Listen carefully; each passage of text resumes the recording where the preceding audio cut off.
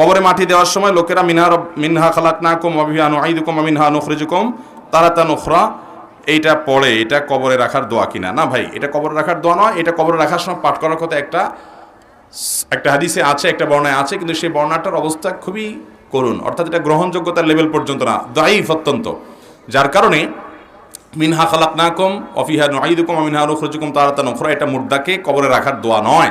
তবে হ্যাঁ, এটা আয়াত কোরআনের সূরা তোহার আয়াত, সম্ভবত এই আয়াতের অর্থের সাথে মুর্দাকে কবরে রাখার সাথে একটা দারুণ কি বলে এটাকে রিয়েলাইজ হয়, অর্থাৎ এটার বাস্তবতাটা উপলব্ধি হয় আয়াতের মাধ্যমে। আল্লাহ বলেছেন মিনহা খালাকনাকুম, এই মাটি থেকে তোমাদেরকে আমি সৃষ্টি করেছি, ওয়া ফিহা নুঈদুকুম, এই মাটিতেই তোমাদেরকে আবার ফিরিয়ে আনবো, ওয়া মিনহা নুখরিজুকুম, আবার এই মাটি থেকেই তোমাদেরকে পুনরায় উত্থান করব কিয়ামতে তারাতান উখরা, পুনরায় আরেকবার। এজন্য এই আয়াতের সাথে ওই বাস্তবতার মিল আছে, তাই বলে ওই টাইমে এটা পাঠ করতে হবে এমন নির্দেশ বিশুদ্ধ সূত্রে বর্ণিত কোনো হাদিসে দেওয়া।